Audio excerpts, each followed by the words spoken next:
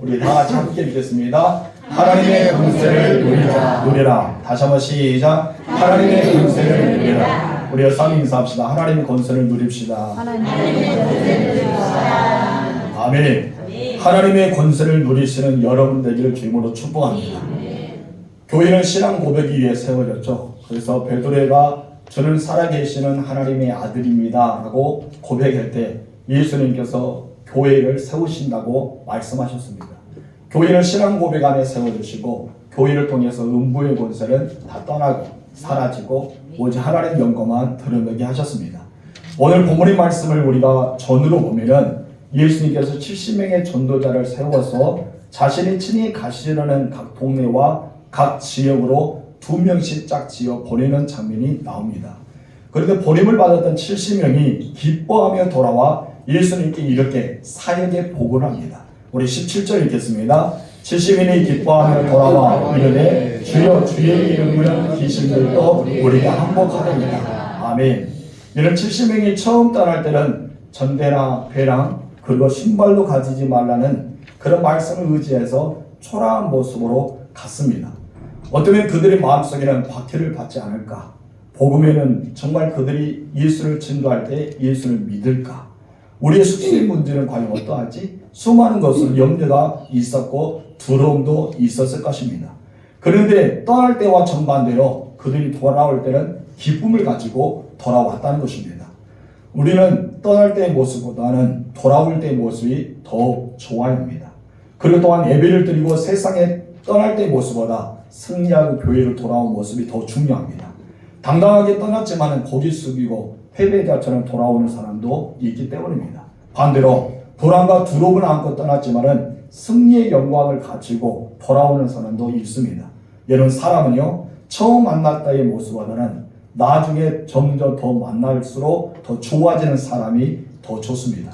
여러분들 과연 어떤 사람입니까? 처음에는 참 좋다라고 생각하는데 나중에는 좋지 않은 사람이 아니라 처음보다 나중에 더 좋아지는 사람 되시기 바랍니다. 그래서 우리는 처음보다 나중이 중요한 것입니다. 우리는 처음에 이 전도인 70명이 떠날 때는 무거운 마음으로 떠났지만 돌아올 때는 어떻게 돌아왔습니까? 기쁜 마음, 즐거운 마음, 너무나 행복한 마음으로 돌아왔습니다. 그래서 우리는 시작할 때의 모습보다 마무리 짓는 모습이 더 좋습니다. 그러기 위해서 우리는 어떻게 합니까? 그 현장으로 가야 되죠. 우리 첫 번째 다 같이 읽읍시다. 시작. 현장으로 가라. 그리고 70인의 전도자는 그토록 기뻐할 수 있는 이유가 무엇입니까? 17절 중간 다시 한번 읽겠습니다. 주여 주의 이름에 귀신들도 우리에게 항복하리이다. 귀신들이 항복하였기 때문에 이 70인의 전도자는 기뻐했습니다. 그들은 현장에서 복음을 전한 중에 귀신 들린 자를 만났어요. 그리고 그 귀신자들에게 예수의 이름을 명하자 귀신들이 떠나고 항복하는 장면이 나와 있습니다. 주의 이름으로 보낸 70명의 전도자는 무거운 마음으로 갔지만은 주의 이름으로 힘입어서 복음을 전할 때 놀라운 역사가 일어났습니다. 예수 이름으로 기도하고 명령할 때 병든 자가 치료되었습니다. 그리고 어떤 귀신 들린 자들이 항복하고 떠나게 되었습니다. 이것을 자신의 눈으로 직접 목격한 거예요. 귀신들이 자기들 앞에 굴복하는 것을 직접 보았다는 것입니다. 제자들은 귀신들이 항복했다는 말은 부정 과거 시제가 아닌 현재 시제로 사용하고 있습니다. 이것은 제자들은 예수 이름으로 귀신을 쫓아낸 것을 굴복시키는 현장의 감동, 그 현장의 기쁨, 그때 끝난 것이 아니라 지금도 그 감동과 그 기쁨이 여전히 남아있는 것을 말하고 있습니다. 여러분들 과연 어떠합니까? 주님의 사역을 감당하고 주의 이름으로 기도하고 수많은 하나님의 일을 감당하면서 그 감동은 그때 끝난 것이 아니라 우리 여전히 남아있는 내 마음을 설레게 하고 우리 심장을 뛰게 하고 우리의 발을 멈추지 않고 주의 사역을 감당할 수 있는 그 기쁨이 우리에게 있어야 할 줄 믿습니다. 그래서 은혜의 현장에는 우리가 늘 감동과 기쁨이 있어서 우리는 그런 여윤이 남아있는 늘 기쁨의 모습이 가득하는 그런 현장이 우리 가운데 있어야 할 줄 믿습니다. 그렇다면 오늘 우리들이 왜 이런 기쁨이 없을까요? 여러분들이 이 기쁨을 계속 누려야 되는데 왜 우리는 없냐 이것입니다. 왜 복음의 권세와 능력, 하나님 나라를 경험하지 못하는 그 감격 속에 우리는 살아가지 못할까요? 내 가슴이 뛰지 못하고 우리는 기쁨의 여유가 없는 상황 가운데 살아갈 수밖에 없을까요? 그 이유는 바로 여러분들이 전도의 현장에 머물러 있지 않기 때문입니다. 우리는 늘 현장이 중요합니다. 여러분의 봉사 현장, 예배 현장, 기도의 현장, 여러분의 사역의 현장, 우리 현장에 가야지만 그 은혜를 누릴 수가 있기 때문입니다. 예수 마태복음 7장에서도 우리에게 기도에 대해서 말씀하면서 구하라, 찾으라, 두드리라 라고 말씀하셨습니다. 예수는 그냥 구하라만 끝난 것이 아니죠. 그냥 불을 지지라만 끝난 것이 아니라 찾으라는 것입니다. 너희가 구한 것을 가지고 찾아라. 그래 찾았으면 무엇을 해라? 행동으로 취해서 두드려라. 그럴 때 너희가 구할 때마다 받게 되고 찾게 되고 또한 열리게 된다. 이 말씀 우리에게 주셨기 때문입니다. 그러기 위해서 우리는 현장이 중요합니다. 여러분의 삶의 현장, 여러분의 가정의 현장, 여러분의 사역의 현장, 여러분의 예배하는 이 교회를 섬기는 현장과 여러분 나가서 복음을 증거하는 전도의 현장이 우리에게 중요합니다. 그런데 그 현장이 없기 때문에 우리는 여전히 기쁨을 가지지 못한 것입니다. 성도 여러분, 여러분의 현장은 과연 어디입니까? 하나님이 주신 기쁨을 누리는 현장을 여러분 그곳에 가 있기를 주님으로 축원합니다. 우리는 그곳에서 예수님의 보혈을 듣고 예수 이름으로 대적하는 영적 전쟁을 치는 현장에 있을 때만이 우리는 승리할 수가 있다는 것입니다. 여러분께서 예수 그리스도 이름으로 살아가는데 그냥 복음의 이론적으로만 머문 것이 아니라 여러분 말씀을 듣는 거로 끝난 것이 아니라 순종하면서 능력을 경험할 수 있는 현장이 중요합니다. 여러분 그 현장에 서 있을 때 하나님의 능력이 나타납니다. 70명의 전도자에게 예수님께서 2명씩 짝지어 보내지 않습니까? 각 동네와 각 처에 보냈습니다. 만약 70명의 전도자가 가서 아무것도 하지 않았다면 그들은 이 은혜의 현장을 경험하지 못했을 겁니다. 그런데 그들은 전대도 가지지 않고 배련도 가지지 않고 그들은 무엇이가 여간이나 그릇 잡지 않고 무작정 주의 말씀으로 떠났습니다. 그들은 떠나서 무엇을 했습니까? 주의 이름을 전파하고 주의 이름으로 여러 가지 능력을 행했습니다. 그 능력을 행하자 하나님의 놀라운 역사가 일어나게 되었다는 것입니다. 한마디로 예수 그리스도를 믿는 사람 우리에게는 복음을 증거할 수 있는 현장이 중요하고 하나님을 섬길 수 있는 교회가 중요하고 여러분이 하나님께 드릴 수 있는 기도의 자리가 중요함을 우리에게 나타냈습니다. 혹시 여러분 마음에 답답함이 있습니까? 여러분 마음에 무거운 것이 있나요? 신앙생활하면서 감격은 여러분 사라지고 말았습니까? 그렇다면 여러분도 주의 말씀을 붙잡고 순종의 자리로 나오시기 바랍니다. 그 순종의 자리에서 우리 주님의 말씀을 듣고 말씀을 묵상하는 여러분 되실 주님으로 축복합니다. 그런데 이 순종의 자리가 그냥 평탄한 자리는 아니죠. 이 순종의 자리는 여러분이 굉장히 힘들게 하는 자리입니다. 십자가를 지고 주님의 길을 따라가야 되기 때문입니다. 십자가는 멸시와 천대와 고통이 따릅니다. 많은 사람의 비방과 수많은 사람의 수근거림이 따를 수가 있습니다. 때는 조롱과 멸시가 따를 수가 있습니다. 그러나 십자가의 끝에는 무엇이 있습니까? 영광과 승리와 기쁨이 있다는 것이죠. 우리 주님의 십자가를 지고 나의 십자가를 지고 우리가 주님을 따라갈 때 귀신들이 항복하는 역사를 경험하게 될 것입니다.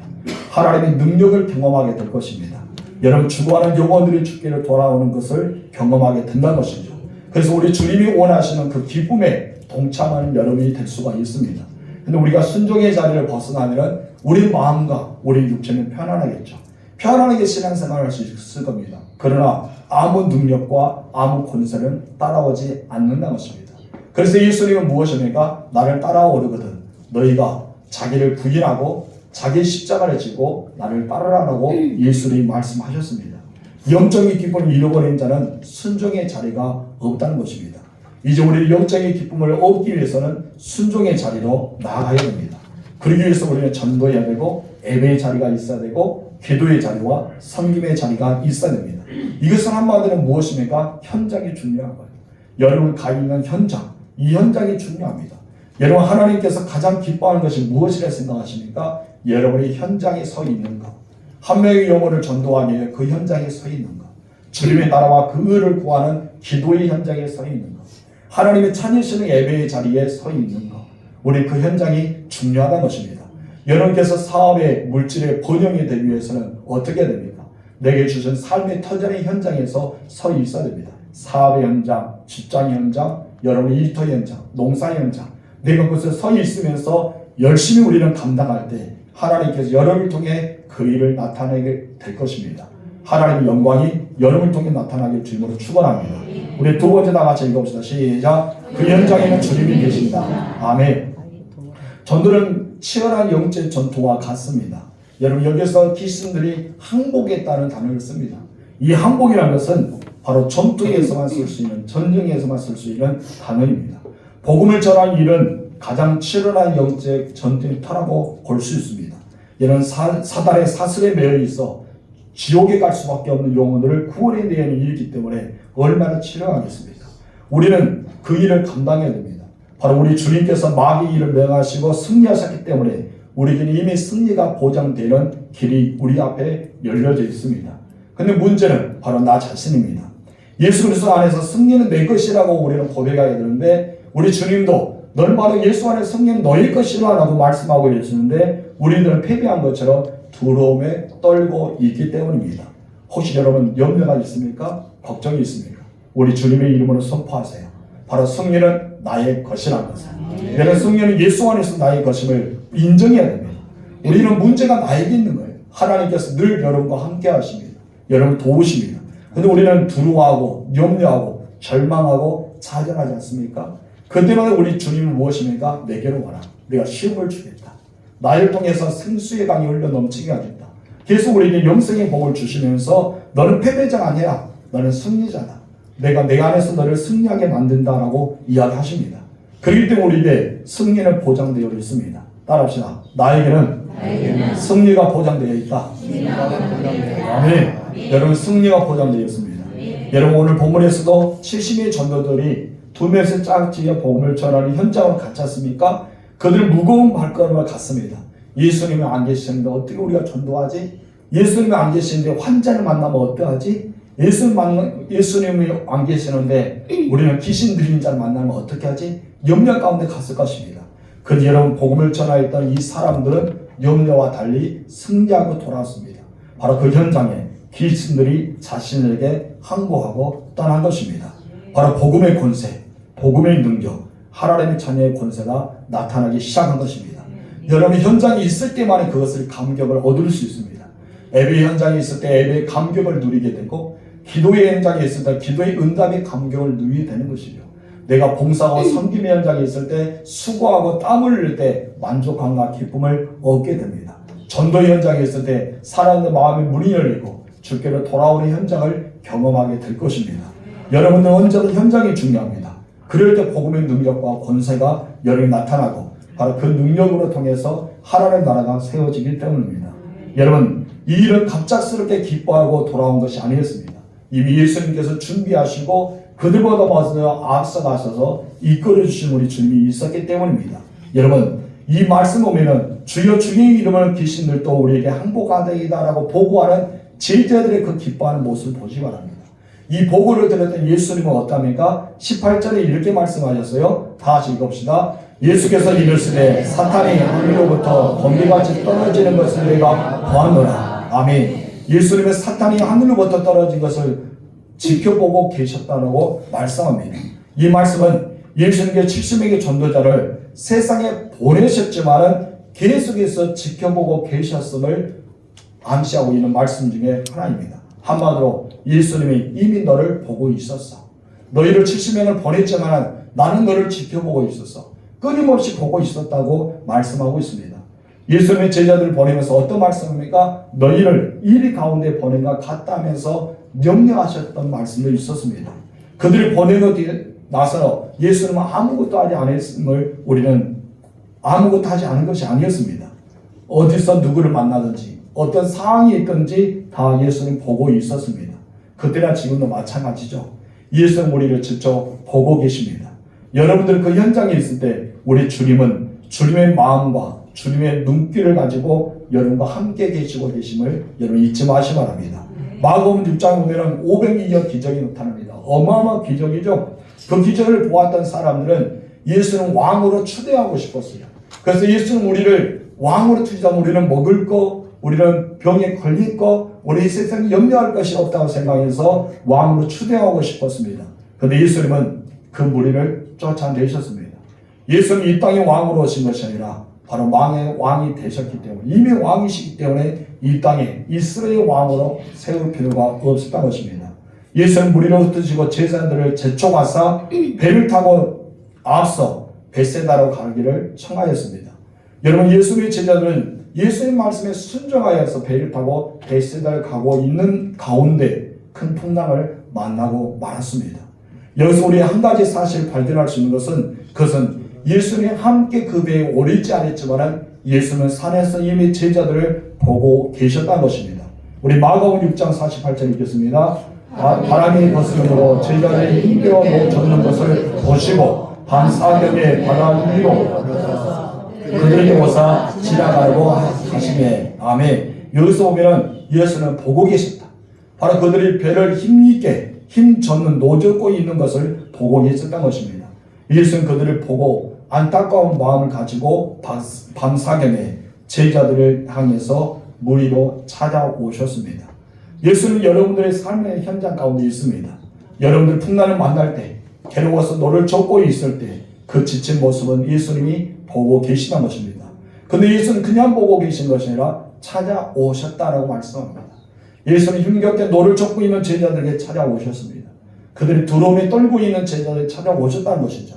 예수님이 더 이상 안 보인 것 같지만 예수님은 그 험한 파도에 물과 파도를 그것을 가르시며 예수는 걸어오셨던 장면이 나와 있습니다.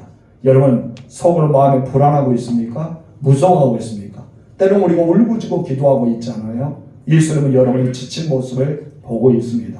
우리 이 시간에 찬양할 텐데요, 주 은혜의 힘을 우리는 찬양하도록 하겠습니다. 여러분 모습이 혹시 이런 모습이 아닌가? 우리 찬양의 가사를 통해서 우리 나의 모습을 주께 고백하겠습니다.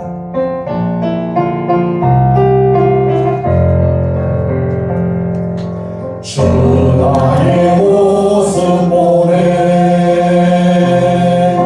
상한 나의 맘 보시네 주 나의 눈물 안에 홀로 나가시네 주 사랑 내게 있네 그 사랑이 날 채우네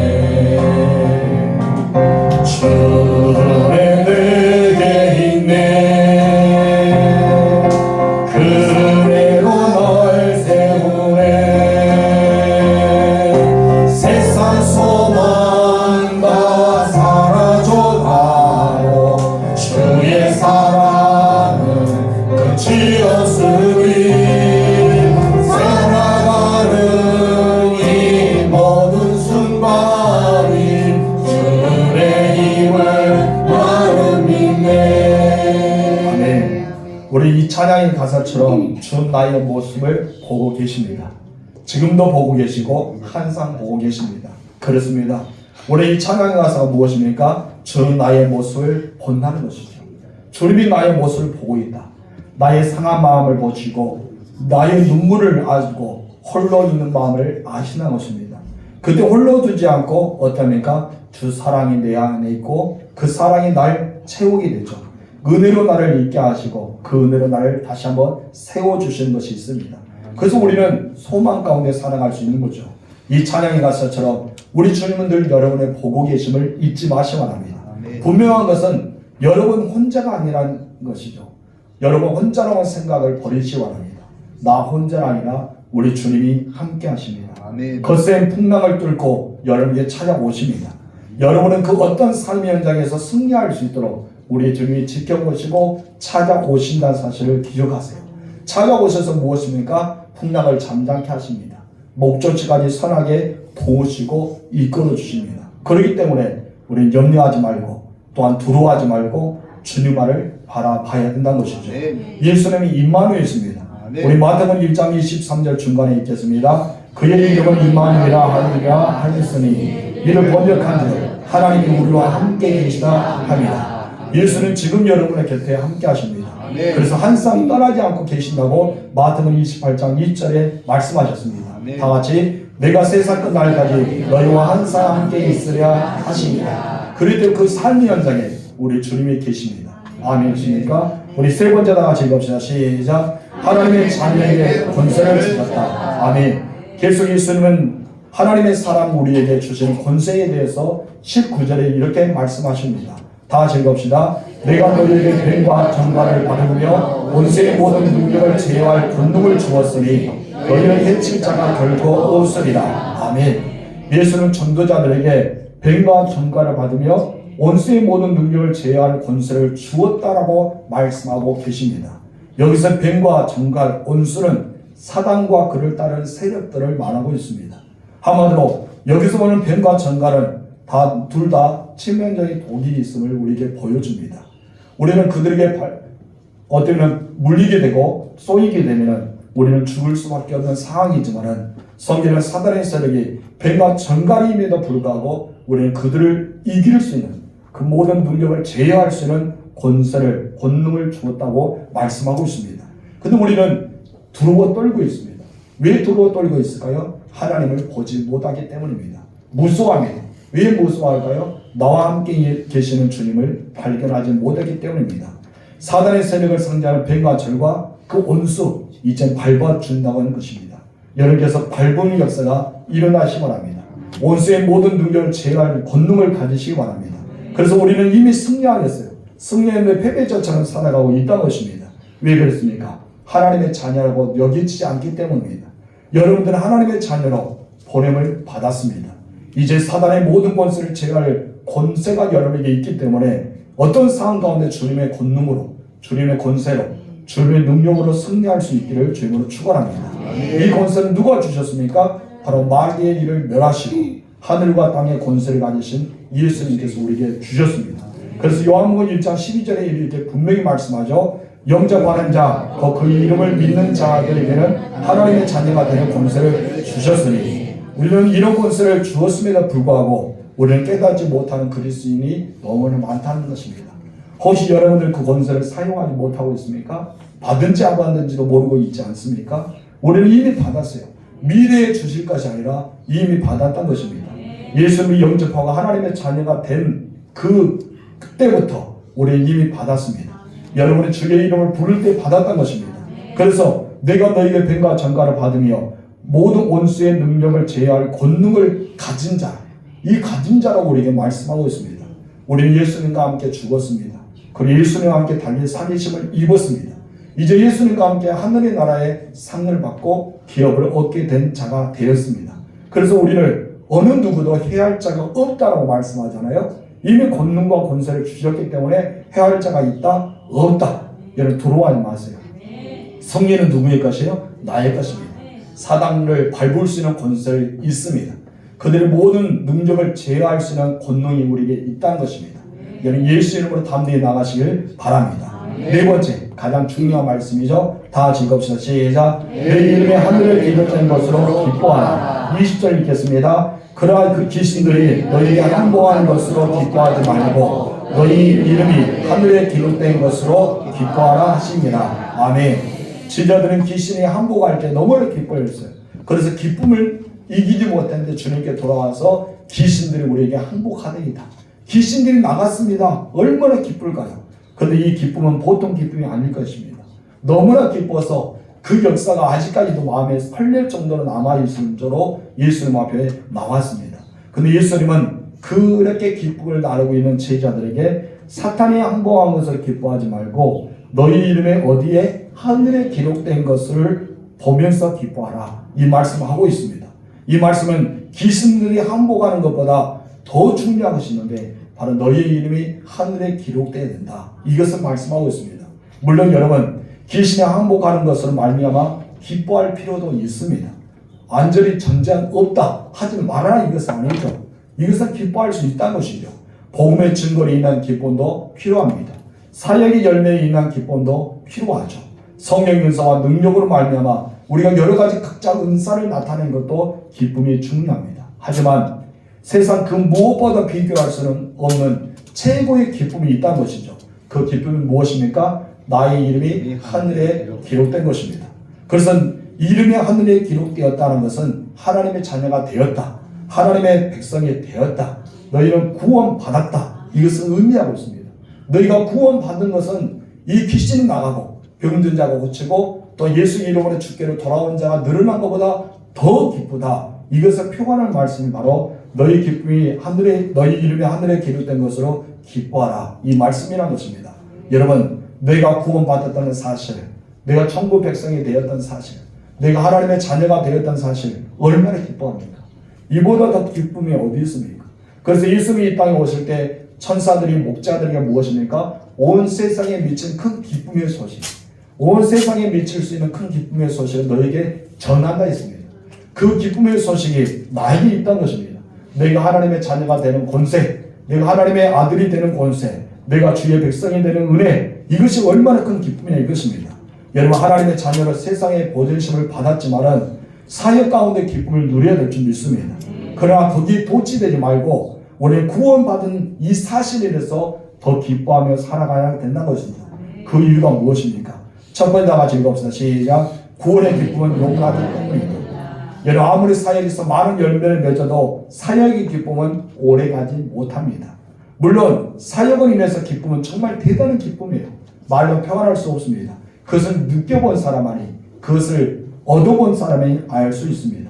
사역 때문에 가슴이 벅차올려서 잠을 이루지 못할 기쁨도 있을 때가 있습니다. 하지만 우리의 이 기쁨보다는 영원히 우리에게 있는 기쁨은 바로 내 이름이 하나님의 나라의 생명책에 기록된 것입니다. 이것은 바로 구원의 축복입니다. 이 구원의 축복은 어떤 기쁨과 바꿀 수가 없다는 것입니다. 여러분, 하나님의 구원의 은총을 여러분에게 빌보여 주신 것을 감사하며 기뻐하시기 바랍니다. 두 번째 다 같이 읽읍시다. 시작. 구원의 기쁨은 항상 기뻐할 수 있기 때문입니다. 바울은 데살로니가전서 5장 16절에서 항상 기뻐하라 라고 말씀하고 있죠. 항상 기뻐하라. 그럼 누가 항상 기뻐할 수 있을까요? 바로 기쁨의 구원을 하나님께 두는 자입니다. 내 기쁨을 누구에게 두었다? 하나님께 두었다. 기쁨의 구원은 누굽니까? 하나님이죠. 하나님께 기쁨의 구원을 두는 자가 기뻐할 수 있다는 것입니다. 내 자신의 성품과 행위를 사역 때문에 우리는 열매를 맺어서 기뻐할 수 있지만 항상 기뻐할 수가 없습니다. 그러나 내가 하나님 앞에 기쁨을 둔다면, 하나님께 영광을 둔다면 우리는 기뻐할 수 있습니다. 바울이 그랬거든요. 그가 매를 맞아도 기뻐할 수 있었고, 옥에 가도 기뻐할 수 있었고, 그런 환난의 처에도 기뻐할 수 있습니다. 왜 그렇습니까? 세상의 기쁨을 구하지 않고 하나님께 기쁨을 구하고 하나님께 기쁨을 근거를 두었기 때문에 기뻐할 수가 있었던 것입니다.